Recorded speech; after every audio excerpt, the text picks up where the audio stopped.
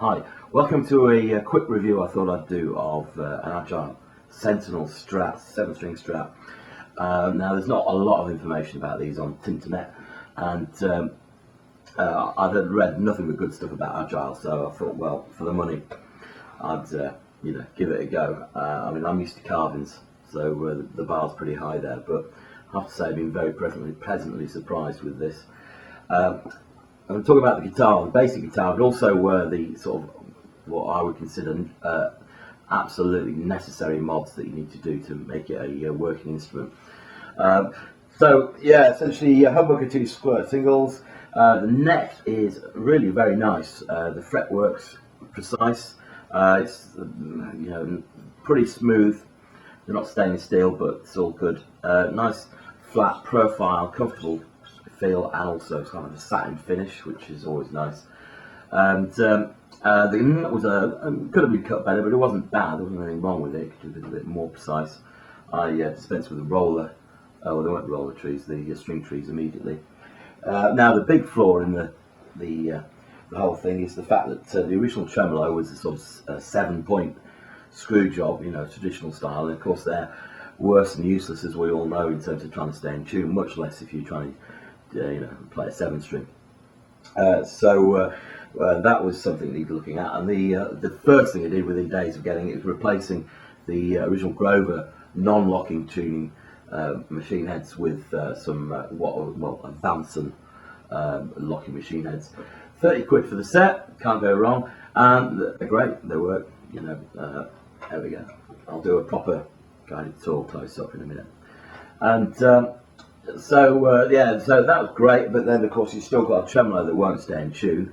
You either block it off or do something about it. So that's what I've done actually. The original trem, as it turned out, was an Allparts one, and looking through Allparts website, which seems to be the best option because they've got this 2-pivot model, which is the sort I like. There's that free movement, but it's still a traditional style and feel. But also it had exactly the same string spacing, so pretty confident it would just drop straight in, and lo and behold, it more or less did. All we had to do, my guitar tech and me, Ben, we basically. He put the inserts in, he enlarged the original outer 2 holes, bobbed the inserts in, tapped them down, job's a good one. And there was a few additional things that needed doing. The pick guard just needed a little carving off there, and obviously you can see the original exposed holes. I suppose you could cover them up or fill them if you really wanted. I'm not sure I'm going to bother.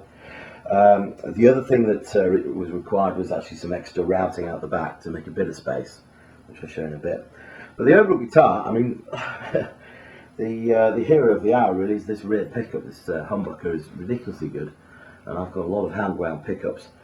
The 2 singles, workable. I think I'm going to get that rewound or replaced with something slightly hotter to balance that. But that's a real scream. The guitar overall, it's got a beautiful liveliness to it.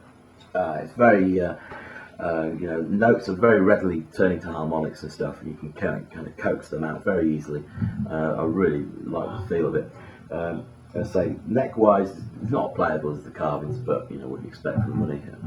Actually, here's a shout out, Jeff Kiesel, if you're watching, please just make something like this. I think there's lots of people who would like it.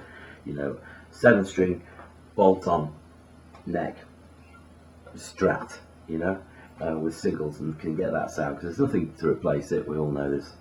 I know you're doing amazing things at the moment, and blowing my mind on a daily basis as I see the pictures coming through the factory. But yeah, please consider it. I'm sure there's more than one person would like one of these. But anyway, yeah. So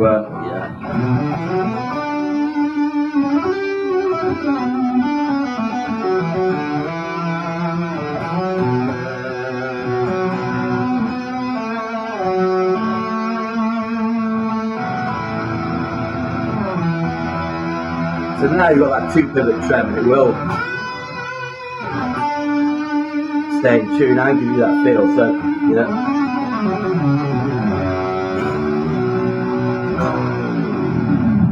So the range of travel I've got there is quite, On the G string, you just about force a tone out of it.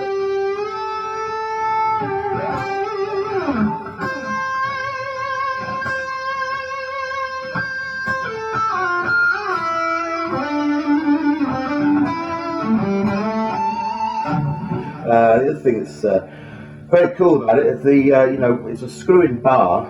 And of course, we all know the problem with those is that eventually it gets sloppy and drives it all balmy. There's actually a screw in the back there which you can tighten up. And it seems to just job done, which was very cool. Yeah. So that's about it really in terms of the playing. That sounds good to me and feels nice. I mean, I've got it for a sort of function band gig where we're going,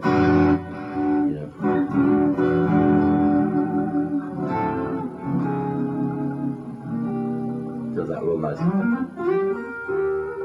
Not really sensitive on the out.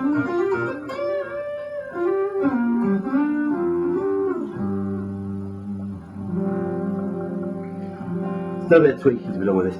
This is a mismatched set of strings, which doesn't help the tune, but it's pretty stable, and I'm sure it'll be totally workable. Bit of lube there, job's good. So that's all. So going to follow up with a few close-ups of the backside of things, and so you see exactly what. Because I'm feeling there's more than one person who owns this particular guitar who would like to do the conversion, and trust me, it's well worth it. It's transformed the guitar into something even nicer than it was already. So if you haven't any doubts, do it.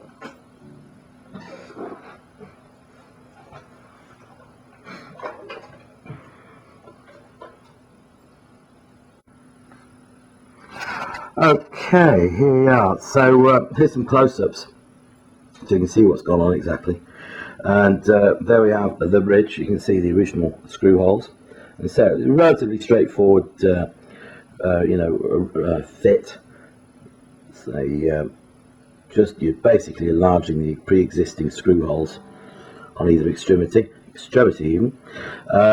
And then the pick guard did need a little clearance making, but that's no biggie. And then on the rear side, this is probably the most important bit to do. You can see that, well, I had to Dremel away quite a bit of wood just to give it a bit more space. Now, what else can see?